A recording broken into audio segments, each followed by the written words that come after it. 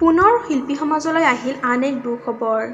পুনৰ অসুস্থ হৈ পৰিছে এগৰাকী জনপ্ৰিয় অভিনেত্ৰী। এতিয়া ইজনৰ পিছত আনজনকৈ শিল্পীৰ অসুস্থতাই সমগ্ৰ শিল্পী সমাজকে শোকত ভাগি পেলাইছে। হয় বন্ধু-বান্ধৱীসকল, পুনৰ অসুস্থ হৈ পৰিছে এগৰাকী জনপ্ৰিয় অভিনেত্ৰী।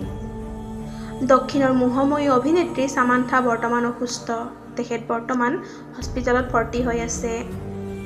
তেখেতে হস্পিটেলৰ বেডৰ পৰাই এটা পোষ্ট শ্বেয়াৰ কৰে নিজৰ ছ'চিয়েল মিডিয়া হেণ্ডেলত আৰু কয় যে তেখেত বৰ্তমান অসুস্থ। মায়োচাইটিছ নামৰ এবিধ বিশেষ ৰোগত তেখেত আক্ৰান্ত হৈ আছে। এই ৰোগবিধৰ ফলত তেখেতে ফেটিক, মাছল পেইন অৰ্থাৎ ভাগৰুৱা হোৱা, মাংসপেশীৰ বিষ আদি সমস্যাত ভুগি আছে। আৰু এই সমস্যা অতি যন্ত্ৰণাদায়ক বুলিও তেখেতে আমাক জানিবলৈ দিয়ে। বন্ধু-বান্ধৱীসকল, ভগৱানৰ ওচৰত এটাই প্ৰাৰ্থনা কৰিছোঁ, সামান্থা যাতে অতি সোনকালে সুস্থ হৈ আহে। ধন্যবাদ।